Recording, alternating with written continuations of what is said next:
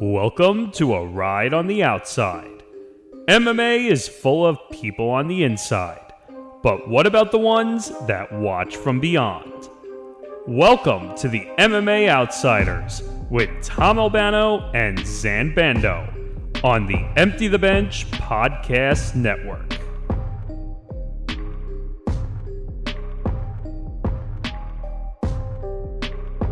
Welcome back. This is the MMA Outsiders, episode 85. It is the last full week of May. We thank you guys for joining us as we have a very packed show that includes our UFC 302 preview, which is going to be pretty hefty, and a lot of news and notes as well. So thank you again for joining us. It looks a little bit different this week. So thank you to Brett Cagle for being here. My name is Bando, and again, welcome to another edition. We just wanted to remind you before we get started here, be sure to like and subscribe. Be sure to follow ETB Network across social media at youtube.com/ETB Network, and of course on X and Instagram at ETB Network.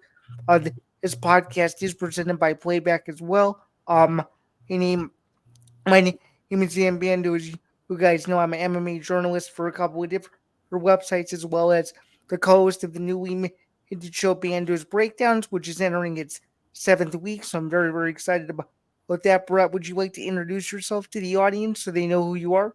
Yeah, I am Brett_Cagle on Twitter. I am a radio host for SportsTownChicago.com. I host a show from 2 to 3 on Twitch called The Combat Connection. I also contribute to Phantom Sports as a writer and here to Empty the Bench. So I do a betting segment here weekly, and I'm happy to join the show today and be a part of this coverage for 302. For sure, man. Thank you for being here. And as I just alluded to, this show is presented by Playback, and I would be more than happy to share with you guys what Playback is all about, because they've been a wonderful sponsor to us in the entire network. So without further ado, this show is presented by Playback. Watching sports is more fun with others, but we spend too much of our time watching alone. Playback is a virtual space where communities can stream live sports together with everyone perfectly synced up. Creators can hop on stage, deliver their own play-by-play analysis and commentary, and invite viewers up for Q&A. Playback makes watching sports fully interactive and a social experience. From playing fantasy sports, repping your favorite players and teams, and watching with the commentators and communities you care about. Win or lose, sports are best enjoyed together. Join our community by going to playback.tv/ETB Network to find out more, including our live stream schedule, which is essentially going to be every game of the Eastern and Western Conference postseason, regardless of how long it lasts, leading all the way up to the NBA Finals. So stay tuned for that and so much more. But people do not care about my NBA opinions. Let's talk about some combat sports people to get to today, both on the news and the news and notes front, if you will, as well as UFC 302. So to start out, it seems like there's been a lot of big news in the PFL lately and a lot to dissect. So I guess because there's multiple layers to this story, where would you like to start? So we're obviously talking about the Gegard Mousasi release from the last week, and yeah, I think that it's good we break this down. We're both credentialed here at the PFL, and we're going to give some unbiased opinions about this, but honestly, I thought that the PFL made the right move. I don't think you can go and publicly get trashed by a guy on a show like Ariel Helwani's show that has, thousands and thousands of listeners and watchers without, going out there and setting the tone as a company. And also, if you look at it from a business perspective, Gegard's best years are behind him. He's a legend of the sport. He's fought in Strikeforce, Dream, Pride, the UFC, Bellator. He's fought in every legitimate promotion that's been around for the last 20 years.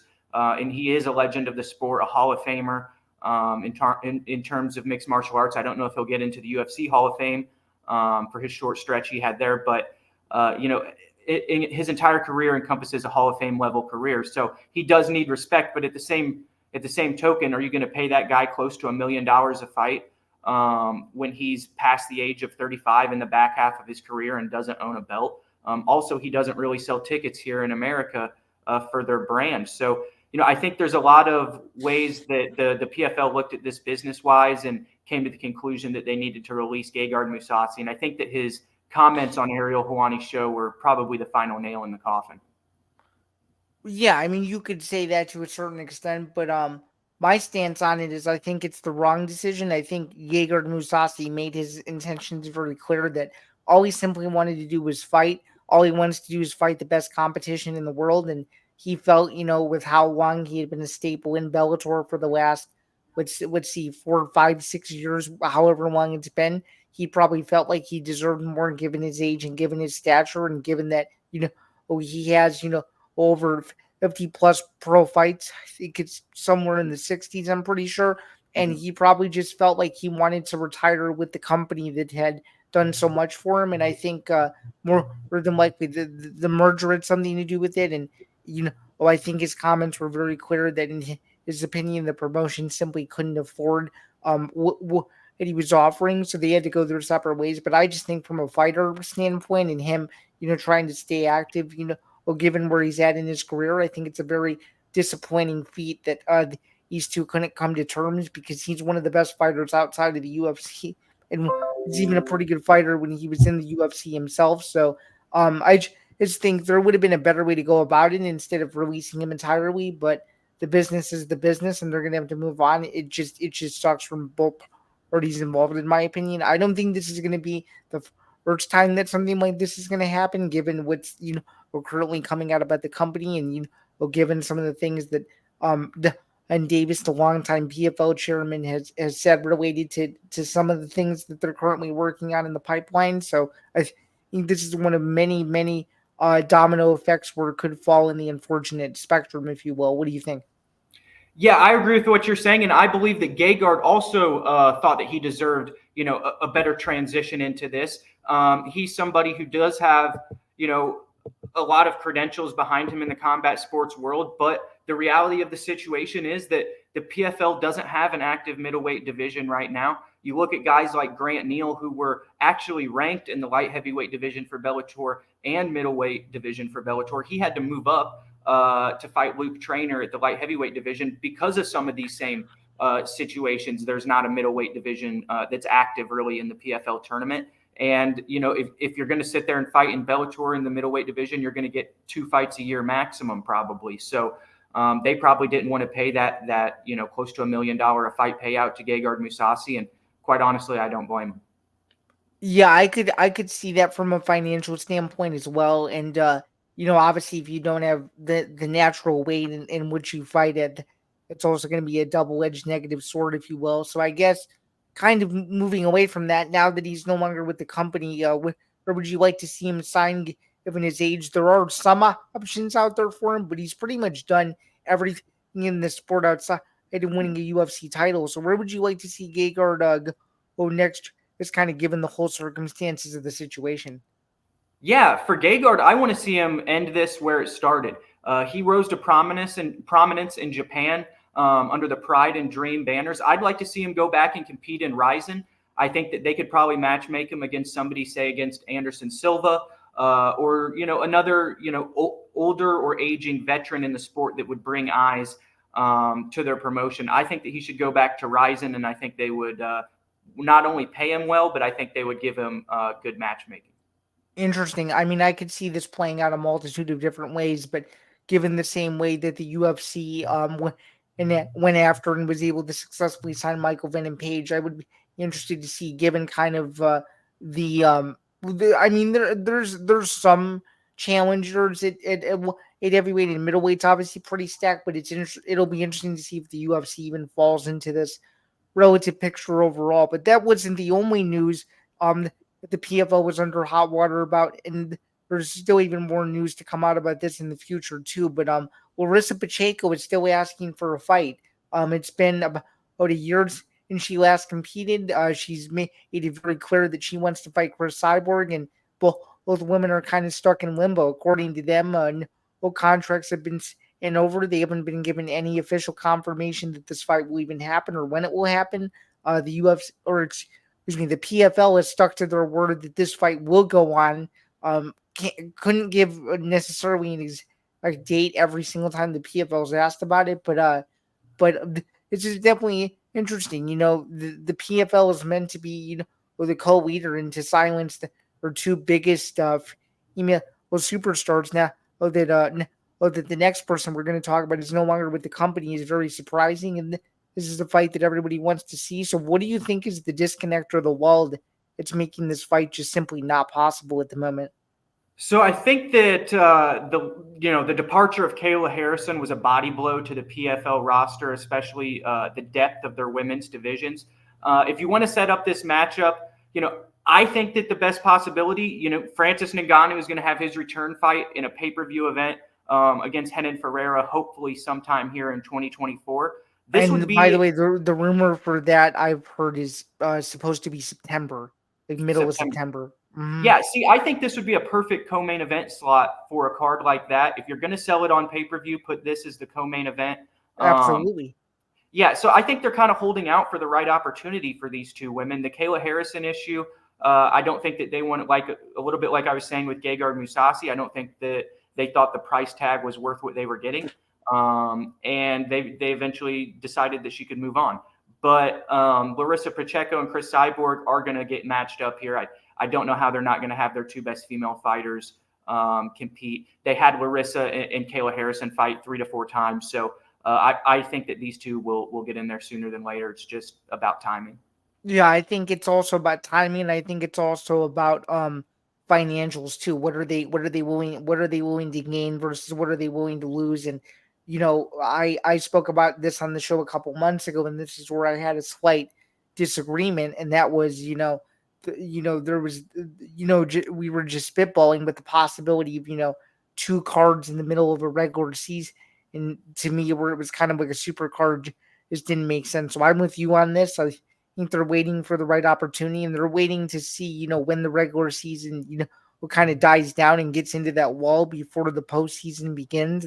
That's when they would do it, because you don't want to have a situation where you have this fight, it bleeds into the middle of the regular season, then the regular season takes a back seat. You want to wait until the regular season is kind of concluded, where you have that 2-week break, where maybe between those 1 and 2 weeks or whenever it is, you have the fight to still please the fans before the postseason actually starts. So I'm with you on this. This fight's eventually going to happen. There's no way it doesn't. They're the two biggest female stars in the PFL at the moment, and it's a fight that everybody wants to see, and it'll probably end up determining who the best women's MMA fighter is outside of the UFC, and there's nothing wrong with that. Kind of hinted at this just a minute ago, but the final layer of this story, if you will, is Donn Davis's most recent comments regarding Kayla Harrison's departure from the PFL and her signing to the UFC, essentially comparing her to when Kevin Durant left Oklahoma City for the Golden State Warriors. And I'm just going to be super point blank here. I completely disagreed with everything that he said for a couple of reasons. Number one, the biggest MMA promotion, whether you like it or not, whether you cover them or you don't, is the UFC. That's the pinnacle. That's where everybody wants to be. That's where all the best fighters in the world are.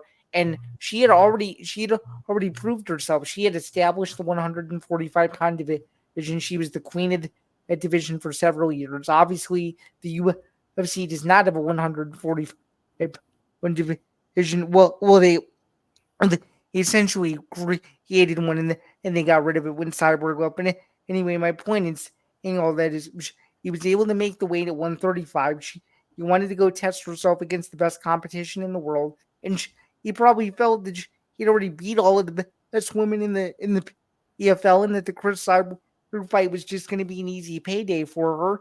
So he wanted to go and test herself against the best, and I just think the PFL could have handled this in a more classy manner, and I kind of didn't like the us versus the mentality. What did you think about that? Yeah, I think that this was the first time that Donn Davis and Peter Murray have really had a homegrown fighter leave to go somewhere else. We've seen it in Bellator with the Eddie Alvarez's and the Michael Chandlers, and how that affects those promotions when those guys leave. But it hasn't quite happened to the PFL. And Kayla Harrison was their first homegrown star in that company, and I can see why it hurt Donn, and maybe others, at the top level of the PFL as well, because they've been around there since Kayla's the beginning of her career. They have helped to build her into the True. star that she that True. she I is mean, today. he was But, he in was. that True. I'm sorry. I was gonna continue to say in that same breath that yes, they did do that for her career. She was the one who put in the judo acumen that got her into the position to be a world-class fighter, and it's her ability to capitalize financially going to the UFC if she does become their champion with endorsements and other things that probably made her leave and go to the UFC. And she's also someone like we've talked about with her judo, her being an Olympic gold medalist.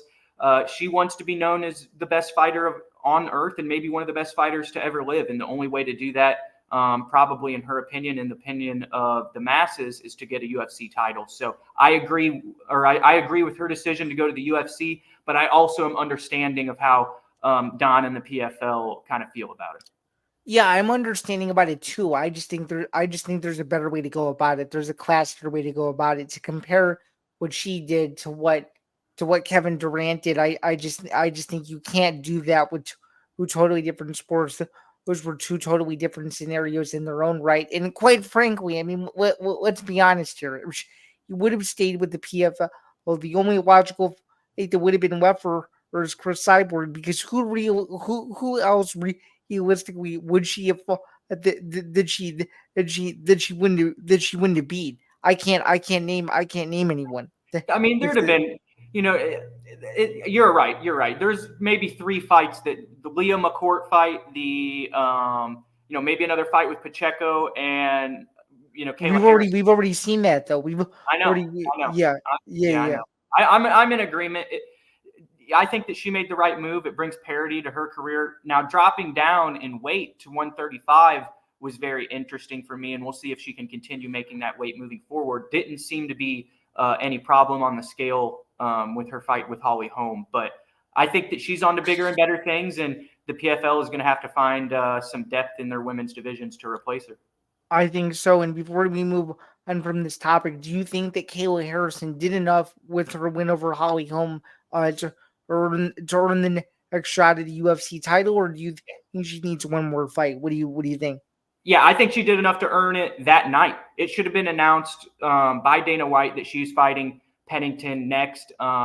If she beats Pennington, it sets up good fights with Juliana Pena, potentially a comeback for Amanda Nunes. We saw the video of Nunes that she put out on Instagram, not talking crap, but saying that, oh, you forgot about me, but Amanda's not fighting anymore. Of course we're going to, not talk. That would be, now that you just said that, that would be, if that fight were to occur, if Amanda Nunes were to come out of retirement, to me, that's the biggest women's MMA fight in 8 years, because it's Kayla Harrison versus Amanda Nunes for what was presumably Amanda Nunes' title for all the marbles. It would be a big fight. And there's backstory with those girls because they trained at the same gym, and eventually Nunes left that gym because she felt that her coaches were favoring Harrison in an eventual UFC run.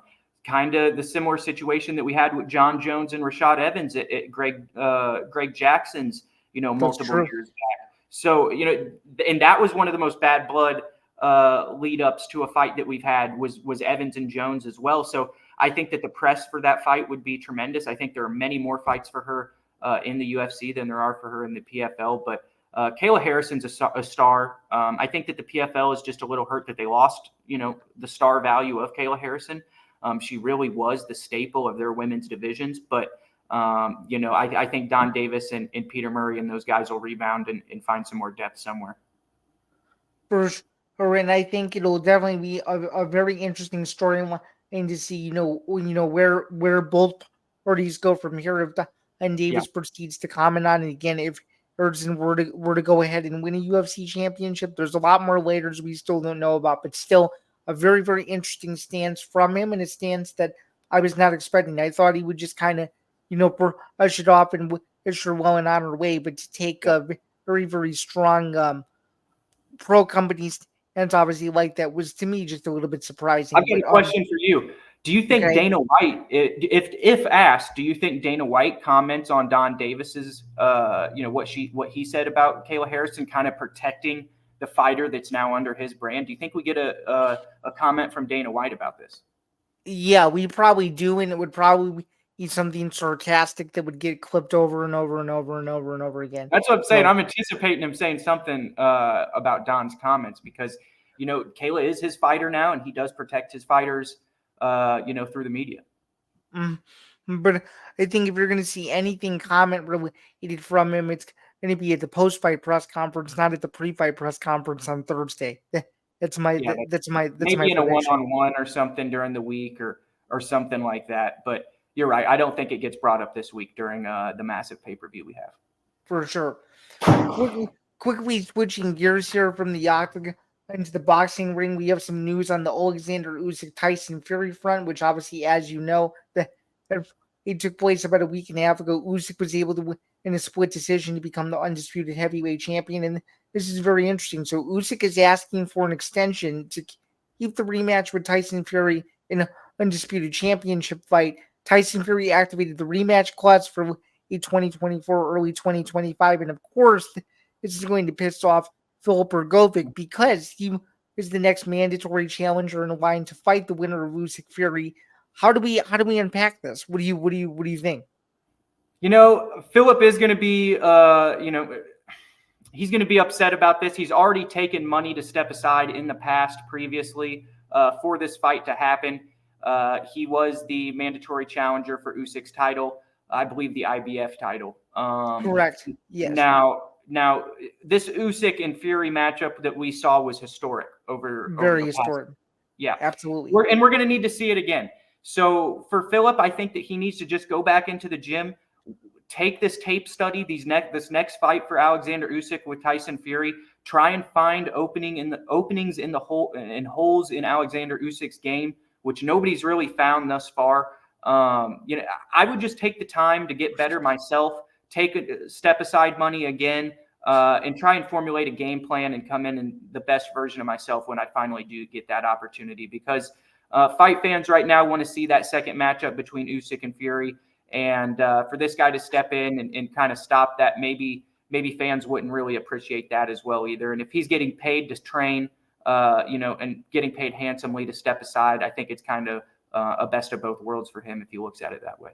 I somewhat understand what you're saying, but I think if it was Team Hrgovic, I would be pissed too, because based on the letter of the law, if I'm the next mandatory challenger and this is what the IBF is proposing and they're not following their own jurisdiction, that makes them look bad as a federation, in my opinion, and that's not holding up the standard that boxing is trying to fix. Because the narrative for the last 10, 15 years is that these federations would get in the way of fights that actually should be happening, and Hrgovic versus the winner of Fury Usyk, rightfully so, should be happening. So I could totally understand his side of the story, where it's like, we get it, the fight was super successful on pay-per-view, it was a super historic fight, but it's more than likely written in my contract that whoever won this fight, I was obligated to fight next. So that's what sort of bums me out, and I hope when we end up previewing this fight later in the show that he doesn't take too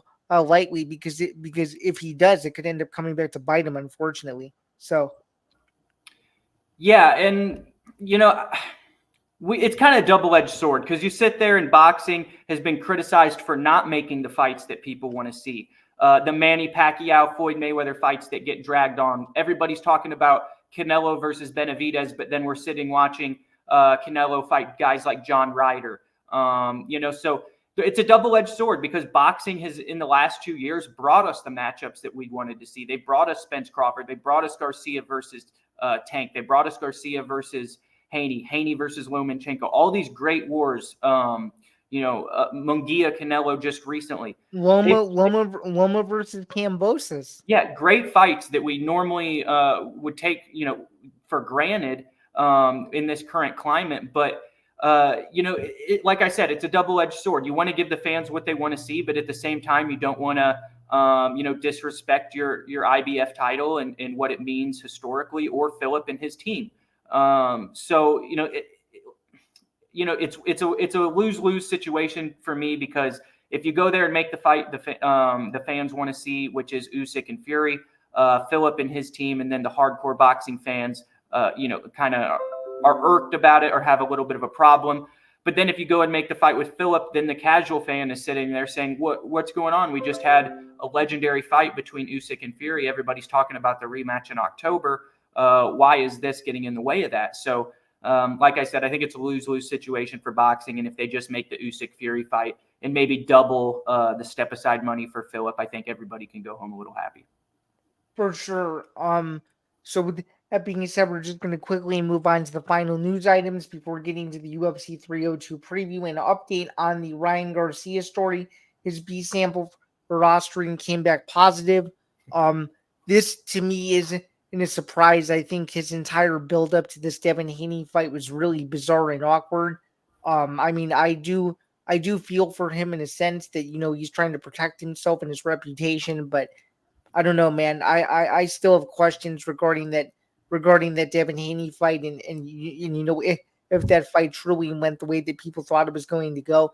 And I'm just going to be point blank. I hope the commission and I hope all the sanctioning bodies take a good look at this, because if you want this guy representing you in your state, and this is the stuff against him, and he actually did this, which it clearly shows that he did. I hate to say it because I know a lot of people like him, but this isn't what boxing needs right now, and I think he needs to get a hard suspension to prove that you just can't just can't do that stuff at the highest level of the sport. It's just like it's just like testosterone in the UFC. It's just like steroids in baseball. You can't do that. So I hope that the punishment for him is a legitimate punishment, and I hope that he doesn't fight for a while, because this just puts a black eye on the sport, and I'm just going to be blunt. I hate it. So I feel very, very strongly about this.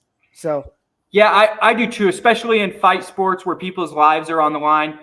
You mentioned baseball, and I think someone's coming back from an injury and they take steroids to try and get back to where they were, thinking from maybe a pitcher's term. Maybe he throws 92 and he needs to get back to 96 to be where he used to be. That's a little different than going in there and trying to knock someone out. When I agree. 100%. And, and I don't think Ryan Garcia really understands that. To me, he sold his reputation for one win. This win mattered more to him than obviously his reputation in the boxing community. People who have covered this sport for years are sitting here trashing him online. Respected, trainers. I wonder what his trainer, Derek James, thinks about this. James trains some of the best guys in the world, and for him to kind of, throw his own trainer under the bus with this testing positive, that's an interesting thing too, because Ryan Garcia was trained by Joe Goosen before that, and then moves on and has had multiple trainers. So it seems like he's a guy who bounces around and hasn't really found a home or anything like that yet with a camp. And I don't know, he seems to be a real lost guy in his life. Online he portrays someone who has kind of lost their mind. I know he tweeted about the steroids, saying that I love steroids, and he kind of making like some comedic. Just really bizarre behavior in my opinion. Yeah, I agree with you. They need to slap a heavy suspension on him, because even after testing positive, he doesn't seem remorseful. He doesn't seem no, and I'm sure you've seen it. He's yet to apologize to Team Haney in any capacity, which is really disappointing. Yeah, and I don't think that he will. Like I said, I think that the win meant more to him, than his reputation. So, you hate to see it. He might have a multi-year layoff because of this, which is a sad for his career. But he only hates himself. It's true, but this is a positive for Devin Haney, because if this does end up being ruled a no contest, which I'm sure it will, Haney's undefeated record will still remain intact, and there's even bigger fights on the horizon for him. So honestly, the biggest winner in this whole situation might end up being the Dream himself. You never know. So yeah, I mean, boxing does. I'd agree with you if it was the UFC. They do throw the no contest in there, especially in the Nevada Athletic Commission. Quite frequently when somebody tests positive, but in boxing, this is New York though. That's too. What I'm saying. That's what I'm saying. That we're talking about. That's what I'm saying. It's a different it's a different commission, and you don't really know how things are handled there. Maybe they don't have the amount of fights, that a Las Vegas does, and they're not used to this sort of thing. I know that I was listening to Morning Combat with Brian Campbell and Luke Thomas, and they mentioned that a fight in the Washington, D.C. district, somebody tested positive there, and the fight ended up not being a no contest in a world title fight. So maybe it happens, maybe it doesn't. I hope that it does get ruled a no contest. I hope it does too. Yeah. But if it doesn't, I wouldn't be surprised either, because it is boxing and it is kind of dysfunctional and mandated at a state level. For sure. So with all that being said, that was a very, very helpful discussion for sure. With all that being said, we're going to move back to some more UFC news and notes before getting into the UFC 302 preview. So a week from next Monday is going to be the press conference for UFC 303 between Conor McGregor and Michael Chandler, but as well as and then announcement from Dana White this past Friday. He announced that Ian Garry would be taking on Michael Venom Page as the added addition to the UFC 303 main card. Unfortunately for the MMA community, it's not the fight that everybody was hoping it would be, which is Ian Garry versus Colby Covington. There's a backstory with that fight, but this is a very interesting stylistic matchup, and I think Ian Garry runs the risk of losing his first UFC fight here. What do you think? I got to tell you, Zain, I think that this is a better fight than Ian Garry versus Colby Covington. I agree with you. Stylistically, this is a technical kickboxer in Michael Venom Page that uses his athleticism and creativity to do things that we've never seen. And Ian Garry is cut from that same cloth. He's a guy that is extremely athletic. These are both competitors at welterweight that are going to stand taller than 6'3". So, a lot of talent will be in the cage during this matchup. I think that this is a fight between a guy in Michael Venom Page who is later in his career facing, a similar version to himself, a younger, similar version to himself. And those are the fights that I love to see. The Ryan Baders versus the Tito Ortizes, these type of fights, those are the ones that I love. Dustin Poirier, Eddie Alvarez, the old fighter versus the new fighter with the similar style that they have. These are the matchups that the UFC has built a brand on. And, I can't wait for this one. For sure, I can't wait for it either. And just to see that Ian Garry is on the same card as his fellow Irish countryman, which is something that he called his shot on when he made his UFC debut in 2021, is pretty darn special, isn't it? That's pretty cool. Yeah, they're gonna have an Irish takeover. Do you have an early prediction about a month out from the fight? Who do you like? I want to see how these guys come in camp. How they're looking on, weigh-in day, obviously, before you give a final prediction. But, this is going to be a tough fight for Ian Garry. This is a guy in Michael Venom Page who's fought Douglas Lima. He's fought all these great fighters and world champions. And, he looked tremendous against Kevin Holland. And if I was thinking about this, I don't know if Ian Garry would have looked as good against Kevin Holland as Michael Venom Page looked against Kevin Holland. So maybe that's a stylistic thing, but they're very, as I mentioned before, they're very similar in their styles. So, maybe Michael Venom Page has has enough juice left in the tank to turn back Ian Garry and set himself up for a welterweight title shot. For sure. And with that being said, speaking of UFC 303 editions, Carlos Ulberg is stepping in for Khalil Roundtree to take on former UFC light heavyweight champion Jamahal Hill in the co-main event of UFC 303. I would argue that this co-main event should be 5 rounds, but what do I know?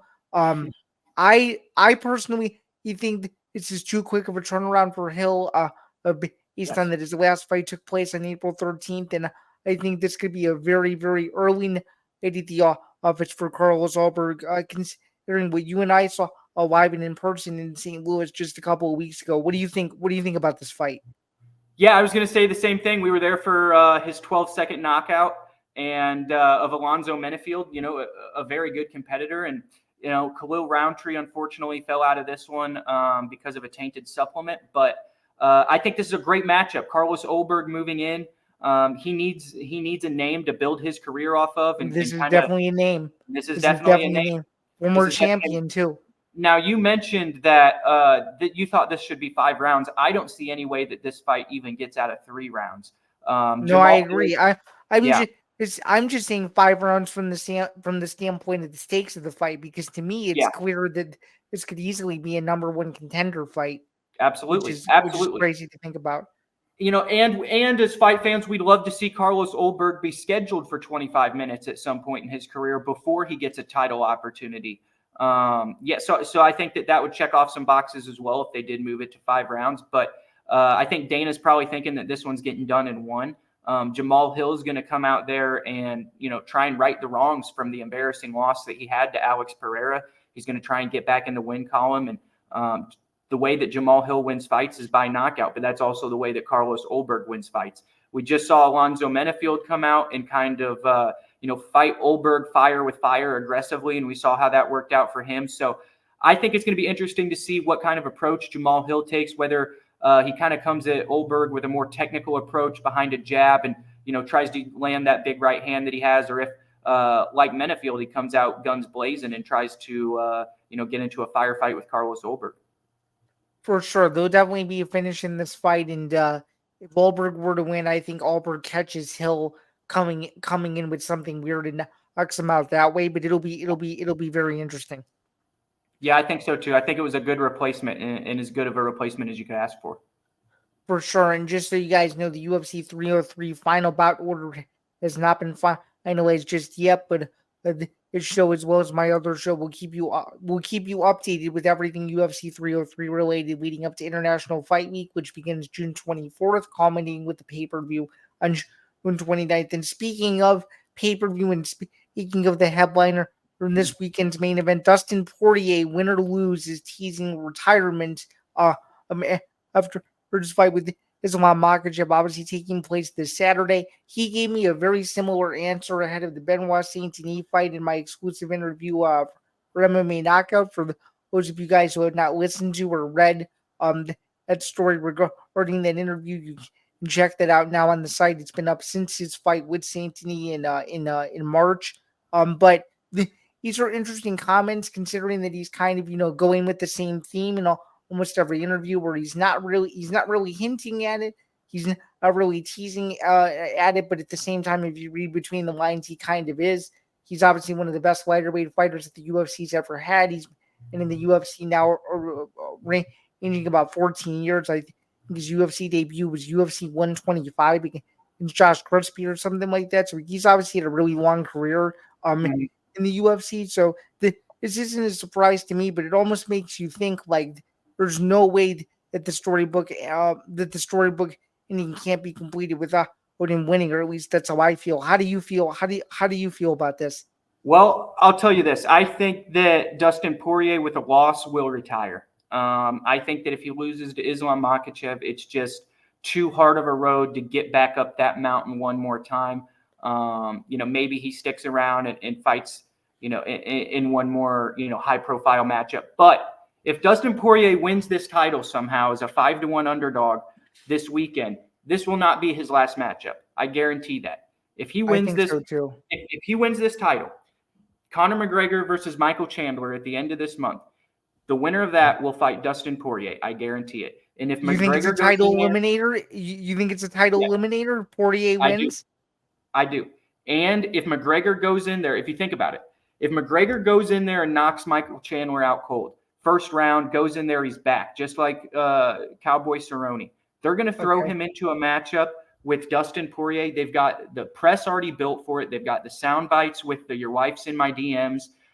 They've had history, finished each other. Yep, they've got history. And now think of this, though, too. If Makhachev does win and McGregor wins, that sets up the biggest fight in UFC history. One of them at least. Khabib in Islam's corner, facing McGregor. That would be the biggest matchup that could possibly be made. Yeah, that could be the biggest matchup possibly made. McGregor's one last push at a championship. He could ride off into the sunset. But I think that this is honestly a semifinal here. You got four guys in 2 back-to-back headlining pay-per-view slots, and I think that the winner of these matchups are going to face each other. So, with that being said, before we move on to the previews, what do you do with Arman Tarzukian, who's on the outside looking in with all of this going on? What do you think?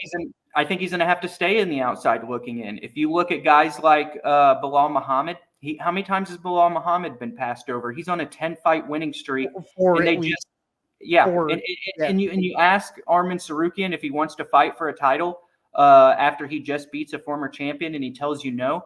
Me and you both know how Dana White and company take being told no, especially when giving opportunities at world championships. So I think that Arman is going to, this is going to be a sorry state of affairs for him in the next month if McGregor comes back here and finishes Michael Chandler.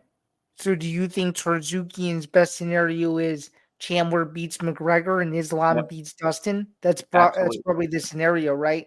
Absolutely. And that may happen. Odds makers have that, favored to happen. I know that the McGregor and Chandler fight is very close right now on sports books, but 5-1 at some places, 6-1 favorite for Islam Makhachev. So that very well could happen, and Arman could go fight Islam next. But as us crazy fight fans, we want to see the best fights possible that pique our interest. And if somehow Conor McGregor can get the job done at the end of the month on International Fight Week, he's the biggest name in the sport, and he's going to get thrown in there with somebody. For sure, and that's what makes the month of June, as I like to unofficially call it, MMA Madness, because it feels like there's a huge fight almost every single week. But before we can get into every huge fight every single week, we have to get through the first one. So it's UFC 302 from the Prudential Center in Newark, New Jersey. The main event of the evening is Islam Makhachev versus Dustin Poirier for Islam Makhachev's lightweight title. You could say whatever you want. It could have arguably been Justin Gaethje's spot, but Justin Gaethje lost to Max Holloway, and that's we're here at this fight. So this fight's been highly anticipated ever since it was announced a month and a half to 2 months ago or so, and I'm super excited to see how it plays out because stylistically it's a pretty fun fight. Both guys have super similar resumes, and it's just one of those fights where you honestly don't know because a lot of their fighting styles are super mirror imagey of each other. So I'm very curious to see how this plays out. I'm just gonna be honest with you. Usually when you have a Dagestani wrestler for taking on an American, my pick is usually pretty easy. And personally, this is Poirier's third crack at a lightweight title, and I just think that Islam Makhachev is on a different level. He's held the belt for almost 600 days. This is his first true lightweight title fight, and I think he gets it done within the first 3 rounds. I think that Dustin Poirier is tough as nails, but he's going to have a lot of things go right, and he's going to have to keep the fight on the feet to even have a remote chance. Because if this fight hits the floor, I just don't think he's a better tactician than Makhachev. So I'm going to stay conservative and pick the champion here to get it done within 3 rounds. I actually think that Makhachev it's Poirier, and it will be Poirier's third submission loss in a title fight, and it will be the heartbreak that no one wants to see. And I think the only way that Poirier gets it done is if he catches him early. What do you think? Yeah, I think Dustin Poirier has to win this fight by knockout. If you look at the Benoit Saint Denis fight, I think it is pretty similar game plan for Poirier coming into this one as it was for that. Heavy grappler coming in, you got to stay off your back. And you know that, you might have an advantage on the feet. Maybe Dustin Poirier with that left hand can lure Islam Makhachev into these, exchanges in wild, back and forth, punches being thrown like he's done in the past with Eddie Alvarez and Justin Gaethje and some of these other fights. But, I think that Poirier is going to be outmatched in this one. You look at Islam Makhachev, he's the #1 pound-for-pound fighter in the world. Head kick knocked out Alexander Volkanovski. He can get things done on the feet. He's arguably the best grappler in the UFC on the ground. He goes in there and submits Charles Oliveira, who holds the UFC record for submissions, and a guy in Charles Oliveira who submitted Dustin Poirier. So I understand your pick going with Islam by submission. Also one thing that you forget is Khabib also submitted Poirier too. So absolutely. Poirier has been gotten by submission. That's really how you have to get Dustin. But, I think that Dustin's going to be able to survive in this matchup. I think that Islam Makhachev will win. I think he will, this will be a decision victory and he'll retain his belt. But Dustin Poirier is just such a veteran of the sport. He's been in there, like you said, with Khabib. Islam's mentor. He's been in there with Oliveira. He's been in there with the best that there is. He's got one of the best resumes in the history of the UFC. So I think he's going to be tough enough to survive in this matchup. I haven't officially locked this in for my best bets of the week yet, but I think Islam Makhachev by decision is probably going to be my play. I don't see him winning by knockout unless he somehow gets a ground and pound victory. And on the ground, I think that's the only way I think too. Yeah, and I agree. And on the ground, I think that Poirier and his guard is good, but at the same time, he can't give his back up. We saw when he gave his back up against Charles Oliveira how that went, and he's got to keep this fight standing for a large portion of it. I think Makhachev can get some good work done against the cage as well in the clinch position. I'm going to take Islam Makhachev by decision in this one. Okay, I'm going to take Makhachev by a sub, but I think overall, regardless of if it's a sub or decision, I think Makhachev defends his UFC lightweight title once again, which more than likely means that the Paulo Costa curse is going to be broken, because whenever he is in a co-main event slot, we usually do get a new champion. And so with that being said, I think we're both in agreement that the Paulo Costa curse is going to be broken. And speaking of Paulo Costa, he fights in the co-main event against Sean Strickland in the 5-round middleweight co-main event in a very interesting decision by the UFC matchmakers, Sean Shelby and Mick Maynard, to give Sean Strickland Paulo Costa, a guy that's been relatively inconsistent as of late over the last couple of years. And if you look at where Strickland has been, just coming off a very, very, very close loss in his middleweight title fight against Duplessis, I think this is a very interesting matchup where I think a lot of antics could be shared in the cage that night. And I think this fight goes one of two ways. Either Strickland wins a decision and outclass him for 5 rounds, or Costas he shockingly knocks Sean Strickland out and he becomes a meme all over the internet for the next 2 weeks. What do you think? Well, if you look at it, Sean Strickland's been knocked out by 2 Brazilians in the past, and both of them, finished him violently. So we have Zaleski dos Santos, who we're going to talk about later on this card, who's fought Randy Brown. He's spinning wheel kicked Sean Strickland and sent him to the middleweight division. And then we obviously saw the Alex Pereira knockout in that number 1 contenders fight. Strickland rebounded and won the belt after that. He has, even transformed himself into a new fighter since that loss to Pereira. But stylistically, when you look at it, he struggled with guys who are dangerous finishers, and can get you out of there. Now, Paulo Costa spinning wheel kicked Robert Whittaker and almost finished that fight. That's brought to my attention in the way that he lost to Dos Santos. So, I think that Sean Strickland, it's a huge advantage that this fight is 5 rounds for Sean Strickland if it gets that far. Like you said, if he wins, I like him to win by points. But, I think if this was 3 rounds, I'd go with Paulo Costa.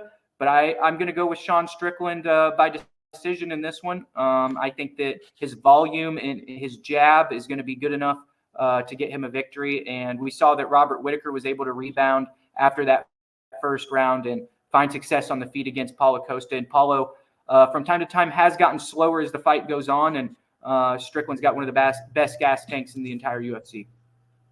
Yeah, for sure. And I'm going to be in agreement with you there and take Strickland by decision. But if Costa can keep it standing and confuse Strickland with his antics and some of his striking, the fight could get interesting very, very quickly. So it's something to keep an eye on, that the longer the fight stays standing, the more susceptible is for Strickland to keep his chin out there and potentially get knocked out. So it'll be very interesting. But again, like you, I'm going to go with the conservative pick and take Sean Strickland to win a unanimous decision and remain in that mix as a number 1 contender for Duplessis' middleweight title if a rematch were to happen down the line.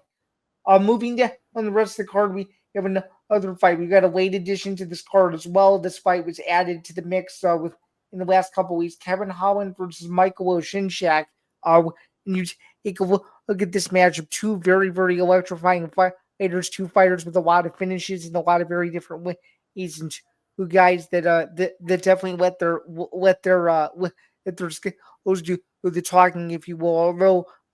Although with Kevin Holland, when he taunts you, it's usually pretty interesting. What do you think? What do you think of this fight? Yeah, so I think this is a get-back fight for Kevin Holland. I think he gets back onto the win column here.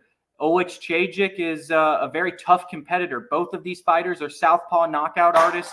Kevin Holland, has caught guys like Joaquin Buckley in the past, and with his straight left hand. I think that he probably gets a knockout win over Oleksandr this weekend in a similar fashion. Oleksandr likes to come in there and get into brawls and wars. And he's got power, big power in his hands too. So I think this fight ends by knockout. I like Kevin Holland. I think that he's a little more well-rounded as well. If the fight does hit the ground, maybe he can find a submission like a Darce choke or a guillotine. He's very lengthy for the weight class. So I like Kevin Holland in this one by finish. Yeah, I like him. I actually like him by decision. I think Owen Chinchak will do enough to make it the full 15 minutes, and he may end up winning a round in this fight. But I just think Holland's experience is too much, and I think he just has a better clinch game and better kickboxing, and I think it will be too much to frustrate Owen Chinchak, who has not fought the level of name value that Kevin Holland has in the past. And as you alluded to, Kevin Holland fought a very unorthodox striker in Michael Venom Page in his last outing, so I think he's looked at the tape study, he's done what he's needed to do, and he's going to go out and execute and try to put on as vintage of a Kevin Holland performance as he possibly can. So I pick Kevin Holland here, but unlike you, I'm picking Kevin Holland to win by finish. You have him by decision though, right? I actually am going to have Kevin Holland by knockout in this one. Oh, okay. I think that he's I meant to say I'm sticking with a conservative pick and picking Kevin Holland by decision, but I can see a knockout here though. Yeah, I think he's a little bit better everywhere. I think he's a little taller. I think he's a little quicker. I think he's a little bit more explosive. If the fight does hit the ground, like I said, he could find a submission, but I think he's going to have no trouble on the feet, and I think that he's going to try and get a victory standing in this one and get back in the win column. For sure. Moving down the rest of the card, the last two fights, or the two fights that will open the main card, rather, we have a heavyweight bout between Jailton Almeida and Oleksandr Romanov, of two guys kind of on the outside looking in the heavyweight division, looking to stay in that top 6 range. What do you think? What do you think of this fight? I'll tell you what, I always get excited about these type of stylistic matchups. We've got two grapplers going at it, Brazilian Jiu-Jitsu expert in Almeida versus a well-rounded wrestler, combat sambo guy in Romanov. I was going to say a sambo expert too. Yeah, exactly. So, and me and you both know normally when you get two guys with grappling backgrounds, the fight stands on the feet. And these are both two guys that we want to see where they're at standing with their striking. Almeida was forced to go for takedown attempts against Curtis Blades, and we never really saw much of his striking in that matchup or in any matchup so far in his career. And, Oleksandr Romanov is kind of a guy who, takes you to the fence, grinds you against the cage, takes you down, tries to get a decision. And if he can somehow find a submission before the bell rings and he's on top, then that's good too. So I think these guys are going to be forced to stand and trade in this one. I think Jailton Almeida is a better athlete. I think he's going to win this fight by knockout. Very interesting. I'm picking Almeida as well, but I'm actually picking Almeida to Romanov. I think that Almeida is gonna avoid Romanov's striking game and put him in positions that he's never been in, and I'm just gonna take him to win via a second round sub. But I could also see a knockout playing a factor too. I think the only way Romanov wins this one is if the earlier the fight goes, the better off it favors him. The longer it goes and the longer that he has to use his gas tank, I think it's going to hurt him a little bit. And I think Almeida is simply a better fighter, especially after the last couple of performances. He's really good, and I think he's going to show out as the most underrated winner on this entire pay-per-view. So we'll see. Could you see that? Could you see it happening as well, that this could end up being the most underrated fight on the main card? Yeah, absolutely. Like I was saying, when we get these grapplers and striking matchups, we saw how entertaining Colby Covington and Kamaru Usman, those fights were on the feet. And there's other examples as well as we thought back. But, Oleksandr Romanov is not someone to be taken lightly. He's a very big man. If he can somehow get on top and in the top position and put Almeida on his back, a position that we haven't seen him in yet in his career, that would be very interesting. I don't really know. Maybe Romanov catches him with a big shot. But I like Jailton Almeida in this one. I think that the loss to Curtis Blades was, something that, was kind of humiliating to him. He's somebody who thinks of himself highly and is a top contender in this heavyweight division. And if he goes in and stops Alexander Romanov, he proves that. So I think this is a big fight for Almeida in his career, and he has more to lose in this matchup.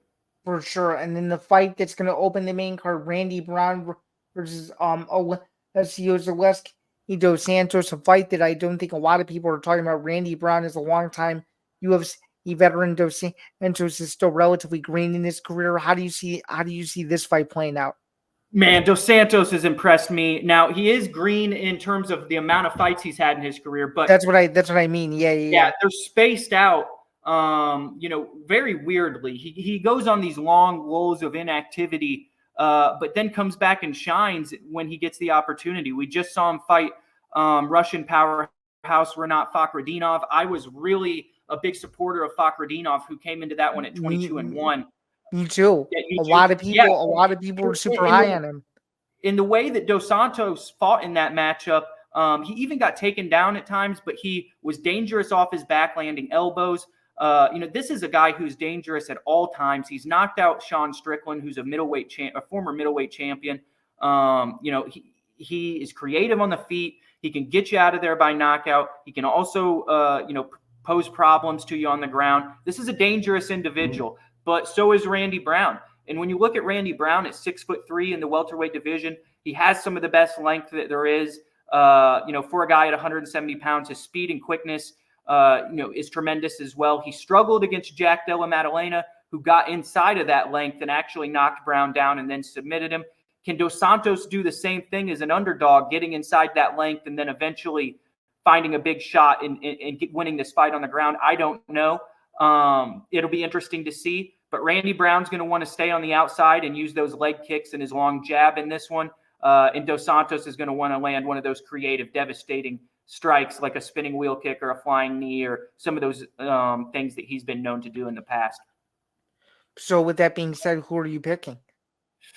This is one that I've really been looking at, and I want to see what Randy Brown looks like on the scales. I'm always interested to watch his weigh-ins because of the height, and you want to make sure he's not depleted and has had a good weight cut. But we saw how good Kayla Williams looked a couple of weeks ago against Carlston Harris. Randy Brown holds a win over Kayla Williams. So, I think I'm going to take Brown by decision in this one. But as it gets closer to fight week, don't be surprised if I change my pick and go with Dos Santos. He is just very dangerous. And if Brown has a bad cut in any facet, Dos Santos, I believe, can win by knockout. I'm taking the opposite of you, and I'm gonna pick Dos Santos, but I think again this is a very interesting fight. They could go a lot of different ways, but yeah, definitely this weight cut is going to be very interesting, and especially when the episodes have been come out, it'll be interesting to see how these two look, because I'm sure they're going to get a lot of face time, considering that kind of everybody knows who else is on the card from a name value standpoint. So if you are an embedded fan, there's no way you won't see at least a snippet of these two guys in various sections of the week on the various episodes. So just stay tuned for that. I'm gonna pick Dos Santos a decision, but I could be going back and forth on this fight all week. Just like you, which means this is the only fight on the main card we disagree on. I'm pretty sure, right? At least and it's a soft disagreement too, because like I said, I think the guy who's more likely to finish this fight is Dos Santos. So, if Brown can use that length and like he did with another dangerous guy in Kayla Williams, keep him at bay and get a decision victory, then, Randy Brown is on the up and up and does what he's supposed to do. But yeah, I don't dislike what you're saying at all. And in fact, I actually agree with most of it, if not all of it. And Dos Santos for me is probably one of the sneakiest underdogs on this entire fight card. For sure. So that's going to wrap it up for the UFC 302 preview. Again, you can catch the fights this Saturday. You can pick it up on ESPN Plus pay-per-view. Pay-per-view begins at 10 p.m. in the East, 7 in the West. Before that is the televised prelims beginning at 8 p.m. Eastern, 5 p.m. Pacific. And then, of course, the early prelims on UFC Fight Pass and ESPN Plus beginning at 6 p.m. Eastern, 3 p.m. Pacific, and begins a month stretch of UFC events, consecutive weekends in a row. So stay tuned for that and so much more. We have only a couple minutes left, so very, very briefly, back in Saudi Arabia again. It's the 5v5 Queensberry versus Matchroom. Just really quick, I want to get your pick. Do you have Wilder or Zhang in the main event? You know, I got to take Wilder. I think he's going to bounce back. We saw the defeat to Joseph Parker last time when he was in Saudi Arabia. This is a different opponent. Parker's going to use volume on you. He's going to have combinations. And the hands were just too fast for Wilder. But Zhang's going to come in there, and they call him Bang Bang Zhang for a reason. He's going to try and knock you out. He's going to try and knock you out. He's going to try and be the aggressor. Both of these guys are bullies. And they in their career, they both try and win fights by knockouts. Both are aggressive fighters. So this is one fight fans are going to want to tune in for. It doesn't matter that much in the heavyweight division in terms of rankings or not really. Not really. But in terms of being a fight fan, this is going to be a great fight to watch. And, you go back and watch the old, slobber knocker fights like Ron Lyle versus George Foreman. It's kind of cut from that cloth. And for any of you old school boxing fans, there's your Ron Lyle reference for the day, the week, and maybe the year. You never know. With that being said, that's going to wrap it up for this edition of episode 85 of the MMA Outsiders. Again, we thank you very much for tuning in. We just want to remind you that if you are watching on our YouTube home, youtube.com/ETB network, you can transition over to our audio only platforms where you can get this podcast wherever you get your podcasts and so much more. For Cagle, I'm Zain Bando. Enjoy the rest of your week. Enjoy the fights this weekend, and we will look forward to seeing you back here for episode 86, where we will go over UFC 302 from a recap perspective, preview UFC Louisville, and so much more. So we will see you guys again very soon. For those of you who observed Memorial Day yesterday, happy Memorial Day, and have a great rest of your week. See you guys soon. Happy Memorial Day. Thanks for having me.